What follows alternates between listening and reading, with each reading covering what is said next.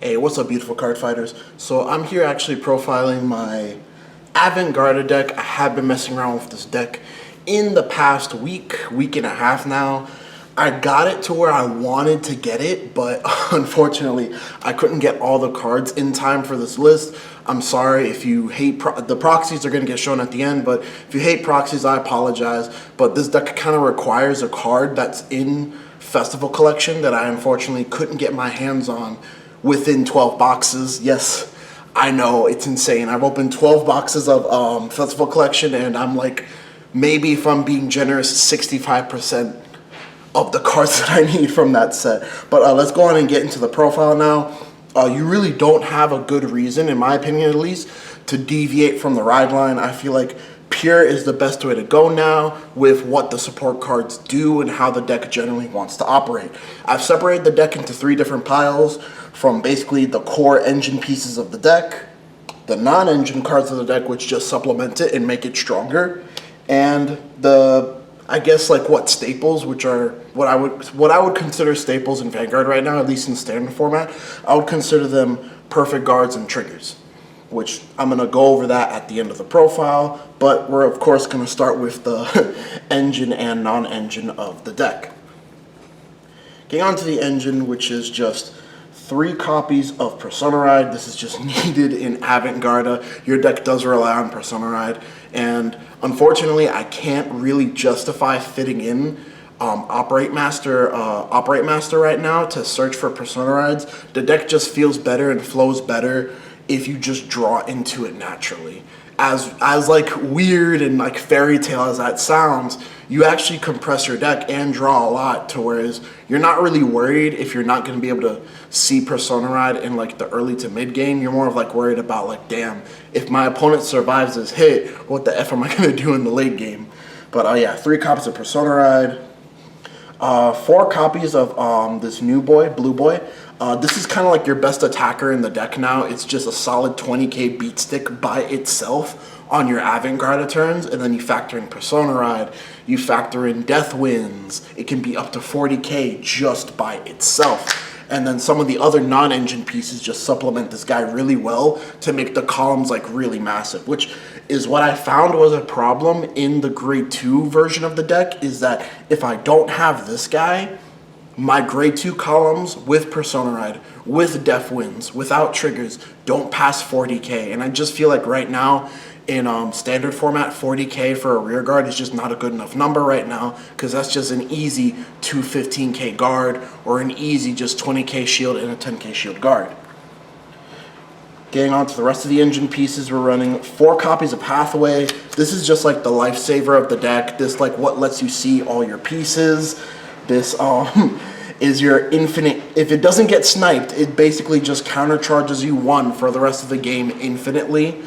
And yeah, 4 copies of that. It does draw you a card if it's not behind the Vanguard circle, but it only countercharges behind the Vanguard circle if you played a set order that turn, which is why you're maxing out on 4 copies of these cards. And then we're getting into our order cards, which I really like about the AVANTGARDA deck right now, is that the main package of the deck of like cards you need to be able to play the deck, I feel like it can be cut so tightly that it just has so much space for like non-engine cards or supplementary cards that you just really make the deck like at least very stronger than like the base version overall, in my opinion, of course.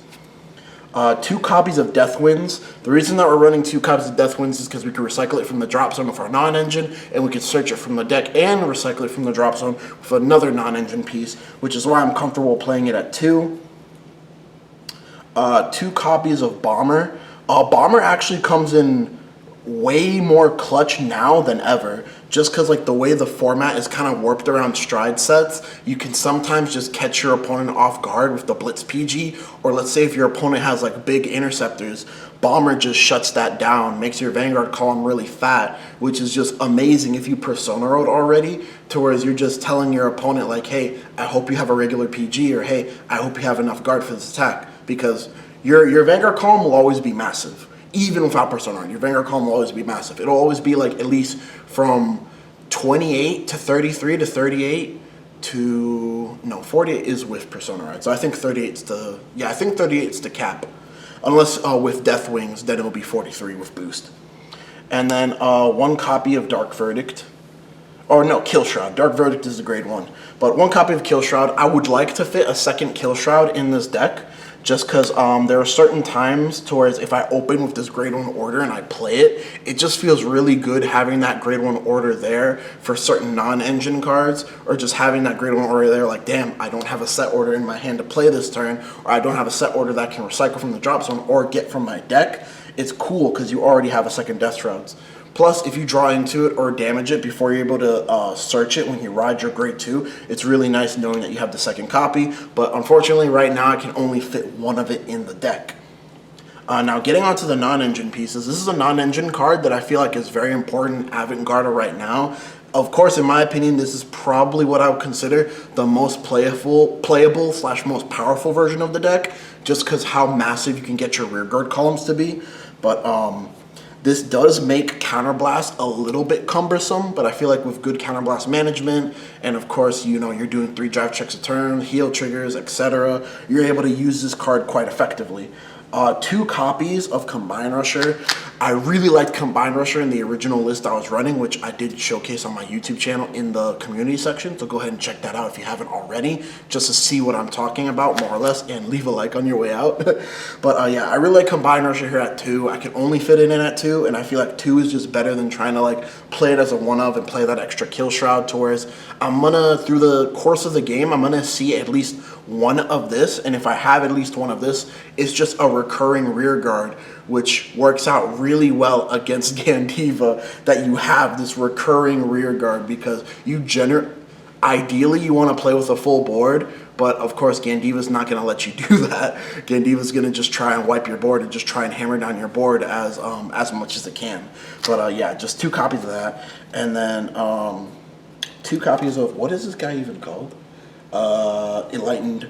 2 copies of Enlightened Age Dragon. Now this is one of the non-engine pieces that just work really well with this deck, because this deck wants to Persona Ride anyway, and it's able to get you, like, if you discard a card, which more often than not, if you were going to play an order that turn, just discard the order, or discard like a Combine Rusher. You have like very good discard targets in this deck, to whereas you could just get they have to be 2 different names, and you have to have Persona Road that turn, but you could get 2 different order cards from your drop zone, which just fuel your future plays and just making sure that you can keep playing the game, which it's very important that you have a strategy order to put in Soul with AVANTGARDA's effect, because if you don't at least have that, you can't play the game at all. Like, you could survive without Persona Ride, theoretically, but if you don't have a strategy order to put into Soul with AVANTGARDA's effect, like, you're just literally dead in the water, which has happened to me.